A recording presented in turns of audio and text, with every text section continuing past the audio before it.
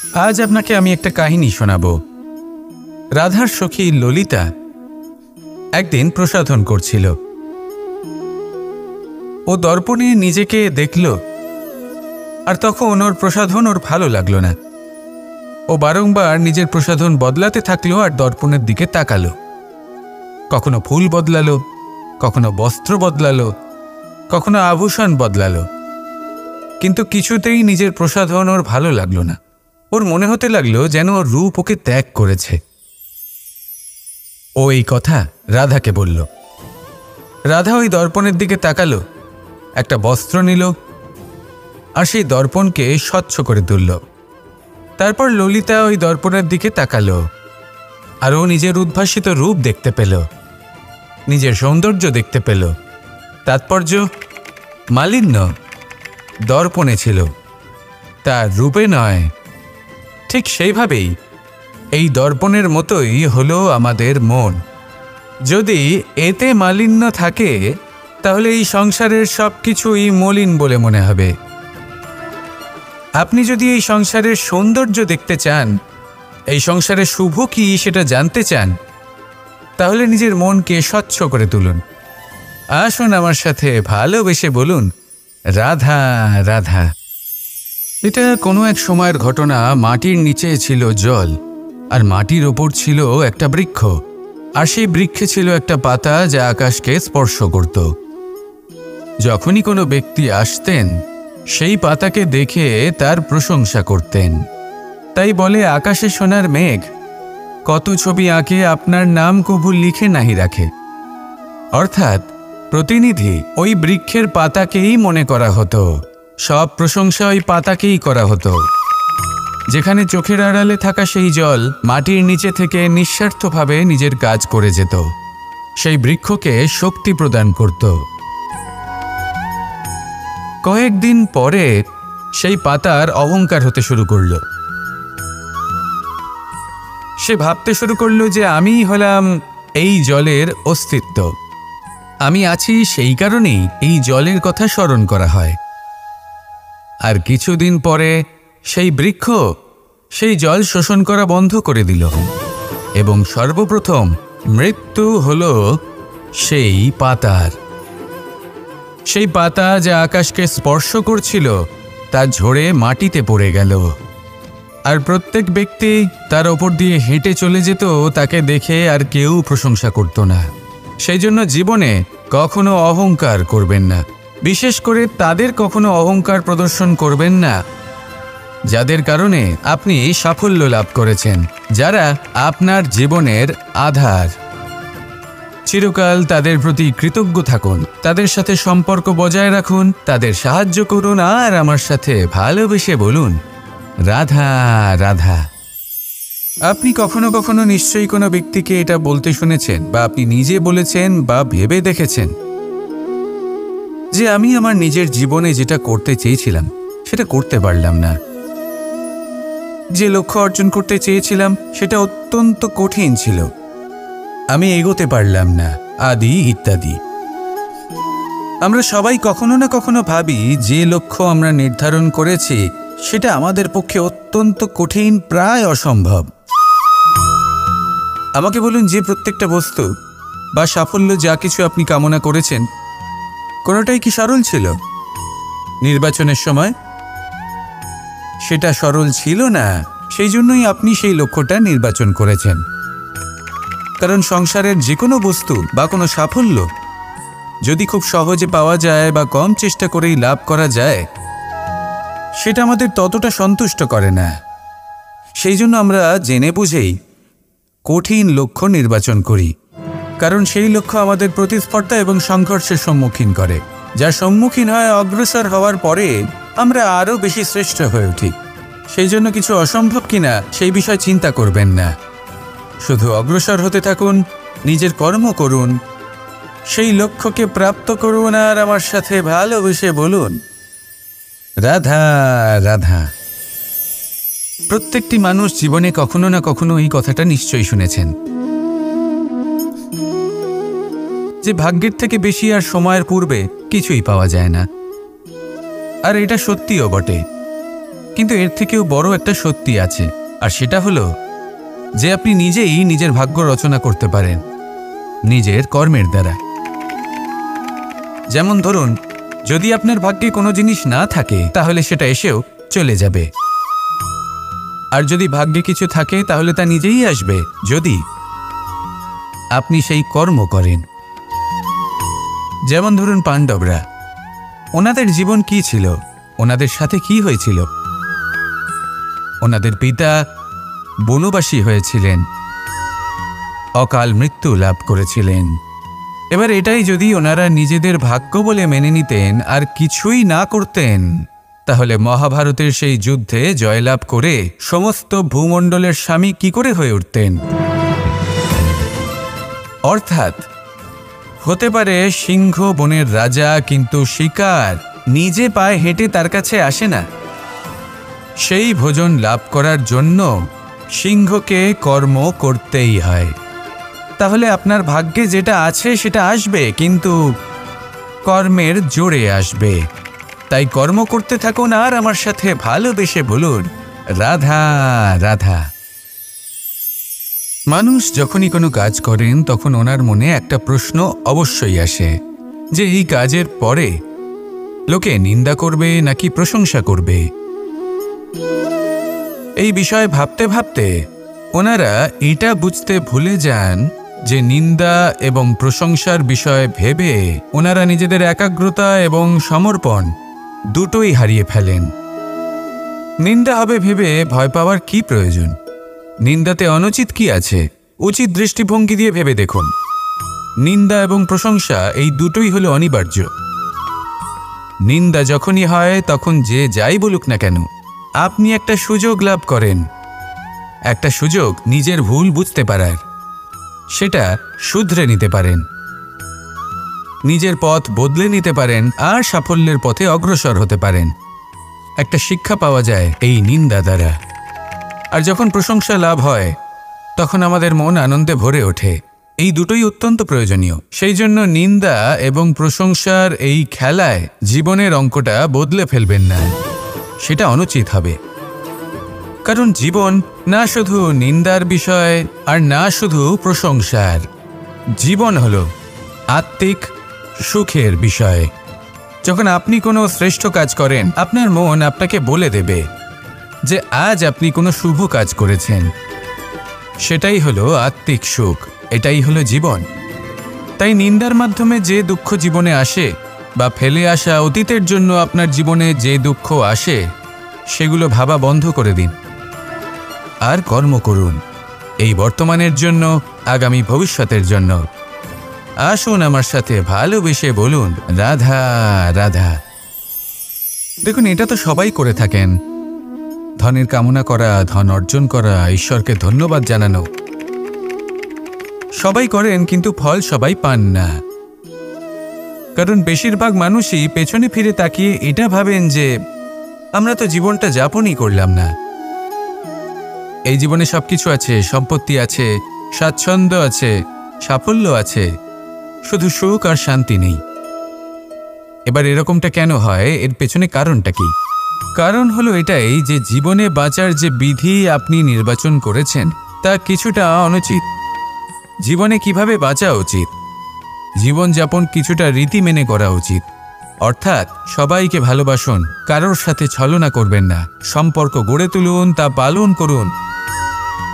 যদি ধন অর্জন করতে চান তাহলে নীতি মেনে করুন, ভেবেচিন্তে পরিকল্পনা করে। আবার বলবো, কারোর সাথে কোনো ছলনা নয়, কোনো অনুচিত কর্ম করবেন না ধন অর্জন করার জন্য।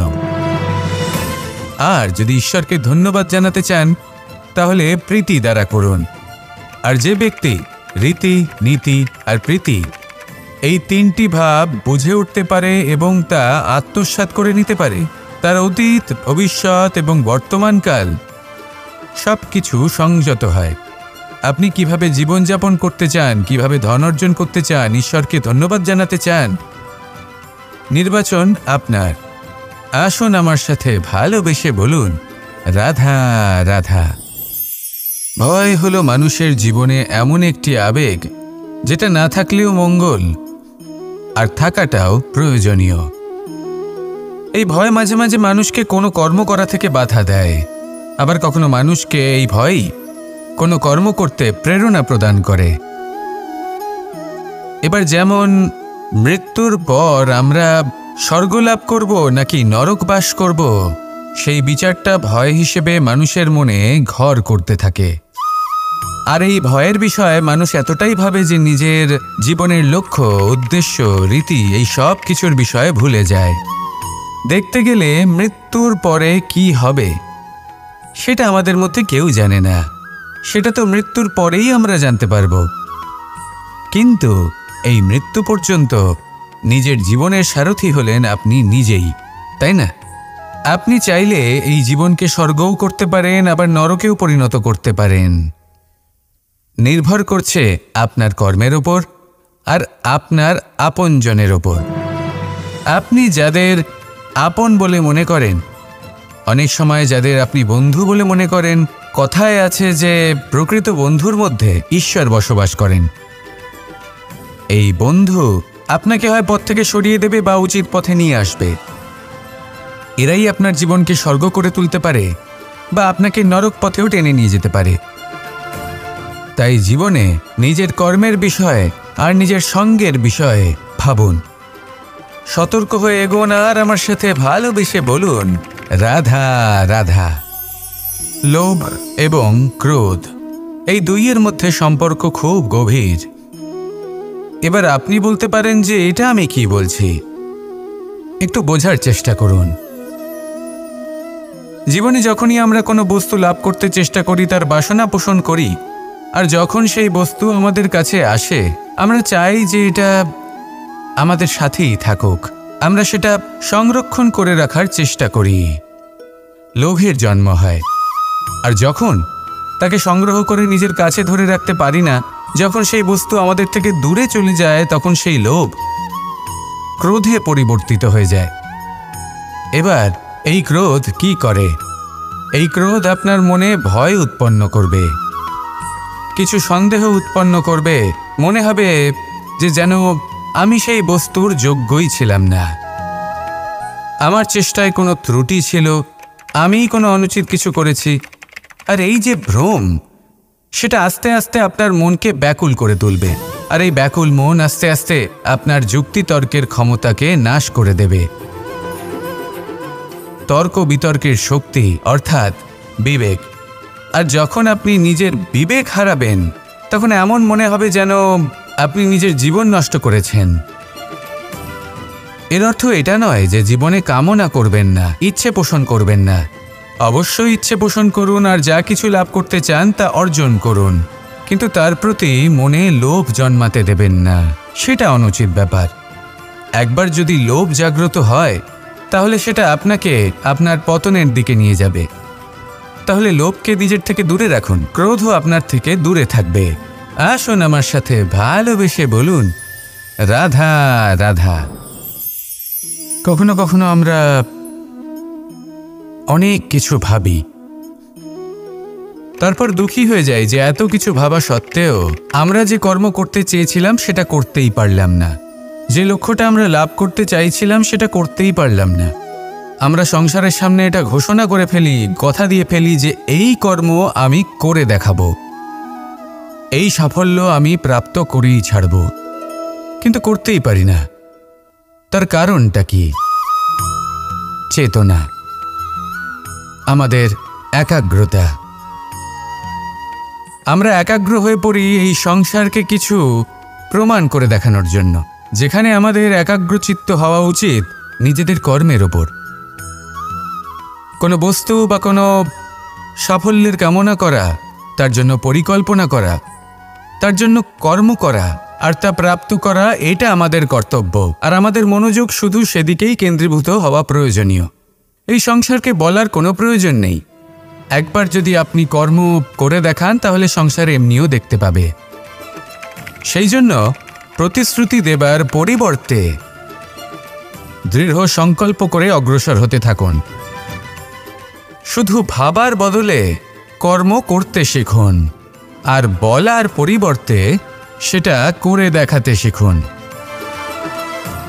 একবার সাফল্য লাভ করুন, তারপর এই সংসারকে বলবেন যে এটা আমি ভেবেছিলাম আর সেটাই আমি করে দেখিয়েছি। কর্ম করুন আর আসুন আমার সাথে ভালোবেসে বলুন, রাধা রাধা।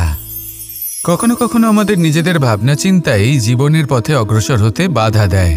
আমাদের চিন্তা ভাবনা আমাদের সীমাবদ্ধ করে দেয়। আমরা প্রত্যেক দিন পরিশ্রম করি, কিছু দেখি, কিছু লাভ করি, কোনো একটা স্থানে পৌঁছই, আর একটা সময় পরে মনে কেমন যেন একটা ভাবনা উৎপন্ন হয় যে আর কত দেখব, এত কিছু তো দেখে নিলাম, এত কিছু তো লাভ করলাম, এত সাফল্য অর্জন করলাম, আর কত লাভ করব। আর সেখানে আমরা থেমে যাই। এটা হয় আমাদের ভাবনার সীমাবদ্ধতার জন্য। কিন্তু যদি জীবনের কথা বলি, জীবন যদি আপনাকে সেই স্থানে পৌঁছে দেয়, তাহলে তার পরবর্তী পথটাও জীবন আপনাকে নিশ্চিত রূপেই দেখাবে। প্রয়োজনটা হলো সেই পথটা দেখার এবং সেই পথে অগ্রসর হওয়ার। আর যেটা আমাদের জীবনযাত্রার সাথে হয়, সেটা জীবনের সাথে এবং আত্মার সাথেও হয়ে থাকে। আমরা জীবনে প্রগতি লাভ করি, বিকাশ লাভ করি, কিন্তু একটা সময় পরে আমরা থেমে যাই। আমাদের সেটাই করলে চলবে না। এই জীবনযাত্রা, প্রগতি, বিকাশ, এই সব কিছুর সমাপ্তি তখনই সম্ভব যখন জীবন সমাপ্ত হবে। তাই নিজেকে বাধা দেবেন না, নিজের জীবনের উদ্দেশ্যকে সীমিত করবেন না। সামনে অগ্রসর হতে থাকুন আর আমার সাথে ভালোবেসে বলুন, রাধা রাধা। আমরা সবাই প্রত্যেক দিন পরিশ্রম করি, কিন্তু আমাদের মনে কখনো না কখনো এই প্রশ্ন অবশ্যই আসে যে সবসময় জীবনে অগ্রসর হওয়ার জন্য সেই পথে কি চলা উচিত যেটা পূর্ণরূপে সুরক্ষিত, নাকি এমন পথেও চলা উচিত যে পথে একটু সংকটও আসতে পারে। এবার আমি আপনাদের বলবো যে বিকাশ কিভাবে হয়। ছোট্ট একটা উদাহরণ দিই বিকাশের। আমরা ছোটবেলায় কিভাবে হাঁটতে শিখি। যখন আমরা শিশু অবস্থায় থাকি, তখন আমরা একটি পা মাটিতে রাখি, দ্বিতীয় পাটি আমরা শূন্যে উত্তোলিত করি, তারপর সেই পা আমরা আবার মাটিতে রাখি আর তার ওপর ভিত্তি করে আমরা আবার অন্য পাটা ফেলি। ঠিক এভাবেই আমরা হাঁটতে শিখে যাই। এবার এক্ষেত্রেও আমরা ছোট্ট একটা ঝুঁকি নিই, আর সেটা হলো যে আমরা পাটি শূন্যে উত্তোলিত করেছি। এতে বিপদ হলো এটাই যে আমরা ভুল করে নিজের ভারসাম্য হারাতে পারি, পড়ে যেতে পারি। অনেকবার পড়েও যাই, কিন্তু তারপরে কি হয়, আমরা আবার উঠে দাঁড়াই আর চলতে শুরু করে দিই। আর ঠিক এভাবেই আমরা হাঁটতে শিখে যাই। এমন জীবনেও হয়। জীবনেও এইভাবেই কর্ম করতে থাকুন। এমন কিছু কর্ম করলেন যার ফলে বিপদ আসতেই পারে, পরাজয় হতেই পারে, কিন্তু সেটা পার করলেই বিকাশ সম্ভব। তাই কর্ম করতে থাকুন আর আমার সাথে ভালোবেসে বলুন, রাধা রাধা। মানুষের জীবনে যখনই কোনো বিপদ আসে, মানুষ নিজের আশেপাশে দেখে, অন্য কাউকে খোঁজে, ভাবে কেউ এসে তাকে সাহায্য করবে। সে আশা করে যে কোনো ব্যক্তি এসে তার হাত ধরবে আর সেই বিপদ থেকে তাকে মুক্তি দেবে। কিন্তু প্রকৃতি আমাদের এই শিক্ষা দেয় না। কখনো কোনো পাখিকে দেখবেন, একটা পাখি যখনই কোনো ঝড় আসে কি করে, একটা ঝড় এসে তার বাসা ভেঙে দিয়ে যায়, তার বাসা নষ্ট করে দিয়ে যায়। সেই পাখি কিন্তু অপেক্ষা করে না যে কে তাকে এসে সাহায্য করবে। সে কখনো আশা করে না যে কেউ এসে তাকে আশ্রয় দেবে। সে নিজেই কর্ম করে, একটা একটা করে খড়কুটো সে আবার জড়ো করে আর নিজের বাসা পুনর্নির্মাণ করে। প্রকৃতি আমাদের এটাই শেখায় যে আমরা নিজেরাই প্রত্যেকটা সমস্যার সম্মুখীন হতে পারি। কারণ ঝড় অর্থাৎ সংকট আমাদের সবার জীবনেই আসবে, তার সম্মুখীন হতে হবে আমাদের, আর সেটাও নিজেদের শক্তি দ্বারাই। তার সম্মুখীন হওয়ার সময় নিজেদের সংযত করে রাখতে হবে, আর তার জন্য নিজের ওপর বিশ্বাস রাখা আবশ্যক। আর এই কথাটা বোঝাও আবশ্যক যে যত বড়ই সংকট আসুক না কেন, তার সাথে লড়াই করার মতো যে শক্তি প্রয়োজন, সেই শক্তি আমাদের মনেই নিহিত। শুধু সেই শক্তি খুঁজে নিন আর সেই বিপদের সম্মুখীন হন। এই সংসারের কোনো বিপদ আপনাকে বাধা দিতে পারবে না। আসুন আমার সাথে ভালোবেসে বলুন, রাধা রাধা। জীবনের যাত্রাপথে সবথেকে বেশি গুরুত্বপূর্ণ হলো সম্পর্ক। কারণ এই সম্পর্কগুলো আমাদের সেই ব্যক্তির সাথে পরিচিত করায় যাদের হাত ধরে আমরা এই জীবনযাত্রার পথে অগ্রসর হই। এবার এই সম্পর্কে আপনার কথাবার্তা, আপনার ব্যবহার, এটা অত্যন্ত গুরুত্বপূর্ণ। তাই প্রশ্ন হলো, যাদের সাথে আমাদের এই সম্পর্ক গড়ে উঠেছে তাদের প্রতি আমাদের আচরণ কেমন হওয়া উচিত, তাদের সাথে কেমনভাবে কথা বলা উচিত। এর একটা বড়ই সহজ উত্তর আছে, দর্পণ। আপনি নিজেকে যেভাবে দর্পণে দেখেন সেভাবেই দর্পণের দিকে তাকান এবং কল্পনা করুন যে আপনার স্থানে সেই ব্যক্তি আছে আর সে আপনাকে দেখছে। এবার বুঝতে চেষ্টা করুন যে আপনার কেমন ব্যবহার হওয়া উচিত, তার আপনার ব্যবহার কেমন হলে ভালো লাগবে আর কেমন হলে তার অনুচিত বোধ হবে। শুধু এইভাবেই সেই ব্যক্তিকে বুঝতে চেষ্টা করুন। কখনো কোনো মানুষের ভালোবাসার প্রয়োজন হয়, কখনো পথপ্রদর্শনের প্রয়োজন হয়, কখনো তিরস্কারের প্রয়োজন হয়, কখনো কটু সত্যের প্রয়োজন হয়, বা কখনো শুধু সঙ্গর প্রয়োজন হয়। যদি দুজন ব্যক্তি এভাবেই একে অপরকে বুঝে অগ্রসর হন তাহলে এই সম্পর্ক আজীবন চলতেই থাকবে। আসুন আমার সাথে ভালোবেসে বলুন, রাধা রাধা। মানুষ সবসময় নিজেদের জীবনে ভবিষ্যতের বিষয়ে ভাবতে থাকে। কখনো উৎসাহিত হয়, কখনো চিন্তিত হয়, কখনো স্বপ্ন দেখে যে আমি ভবিষ্যতে গিয়ে খুব বড় কেউ হব, কখনো কল্পনা করে যে আমি কখনো সেই স্থানে গিয়ে পৌঁছব। দেখুন, ভবিষ্যতের কথা ভাবা অনুচিত কিছু নয়, কিন্তু এই ভবিষ্যতের কথা ভাবতে ভাবতে বর্তমানকে ভুলে যাওয়াটা অনুচিত। আজ মানে এই বর্তমান কিন্তু খুব আবশ্যক। আমাকে বলুন, আজ আপনি বর্তমানে যাই হন না কেন, সেটা এমন কেন? তার কারণটা কি? তার কারণ হলো অতীতকালে আপনার কর্ম আর আপনার নির্বাচন। সেই সকল কর্মের জন্যই আজকের এই বর্তমান কিছুটা এই রকম হয়েছে। ঠিক সেইভাবেই আপনার এই বর্তমান আপনার ভবিষ্যৎ রচনা করবে। ভবিষ্যতে এই বর্তমান অতীতকাল হতে চলেছে। আপনার ভবিষ্যতের আধার হলো এই বর্তমান। তাই শুধু স্বপ্ন দেখবেন না, শুধু কল্পনা করবেন না। যা কিছুই আপনি পেতে চান তার জন্য বর্তমানে থেকে কর্ম করুন। এই কর্মই আপনার ভবিষ্যৎ নির্মাণ করবে। আসুন আমার সাথে ভালোবেসে বলুন, রাধা রাধা। যখনই আমরা সূর্য আর চন্দ্রমার কথা বলি তখনই আমরা চন্দ্রমাকে কিছু কম বলে মনে করি, সূর্যকে বেশি গুরুত্ব দিই। কারণ সূর্যই আমাদের প্রকাশ দিয়ে থাকে, সারাদিন আমাদের প্রকাশ প্রদান করে। তার সামনে চন্দ্রমার এই তেজ কিছুটা ম্লান মনে হয়, বা দেখতে গেলে চন্দ্রমা স্বয়ং সূর্যের আলোয় আলোকিত হয় আর সেটা আমাদের কাছে পৌঁছে দেয়। কিন্তু এবার এর অর্থ তো এটা নয় যে চন্দ্রমা বিশেষ নয় বা তার কোনোই গুরুত্ব নেই। ঘন অন্ধকারে রাতের বেলায় যখন আমরা কিছুই দেখতে পাই না, তখন আমাদের কাছে এই প্রকাশ কে পৌঁছে দেয়? চন্দ্রমা। যখন চাঁদ পূর্ণিমার রাত আসে তখন ব্যক্তি তার প্রেমিককে বা স্ত্রী তার স্বামীর মুখটা সেই চাঁদের মধ্যেই দেখতে পায়। একটা ছোট্ট বালক, ছোট্ট একটা শিশুর যখন রাতে ঘুম আসে না, সে ব্যাকুল হয়ে পড়ে, আমরা তাকে আকাশের এই চাঁদকে দেখাই, তাকে সন্তুষ্ট করে ঘুম পাড়িয়ে দিই। এই চন্দ্রমা কখনো অর্ধচন্দ্রমা হয়ে, কখনো লুপ্ত হয়ে গিয়ে, কখনো আবার জাগ্রত হয়ে ওঠে, এই সংসারকে প্রকাশ প্রদান করে। সে অসংখ্য প্রাণীর পথ প্রদর্শন করে। অর্থাৎ চন্দ্রমা হওয়া কোনো অংশে কম কিছু নয়। যদি আপনিও জীবনে নিজের তেজ সংসারের কাছে পৌঁছে নাও দিতে পারেন তাতে কিছুই যায় আসে না। যদি কারোর তেজ নিয়ে তেজস্বী হয়ে তার দ্বারা অন্য কারোর জীবনে আসার আলো ফুটিয়ে তুলতে পারেন তাতেও কিন্তু আপনার জীবন সার্থক। আসুন আমার সাথে ভালোবেসে বলুন, রাধা রাধা। মন এবং মস্তিষ্ক, এই দুই হলো মানুষের জীবনের দুটি গুরুত্বপূর্ণ অংশ। এবার আপনি বলবেন, এই দুইয়ের মধ্যে পার্থক্য কি? দুটোই তো সমান। না, যেটা আমি আপনাকে বোঝাতে চেষ্টা করছি সেটা ভালো করে বুঝুন। প্রথম, মন। এই মন অত্যন্ত চঞ্চল হয়। এর নিজের কোনো বিবেক থাকে না, সিদ্ধান্ত নেওয়ার কোনো ক্ষমতাই থাকে না। এই মন শুধু বয়ে চলে।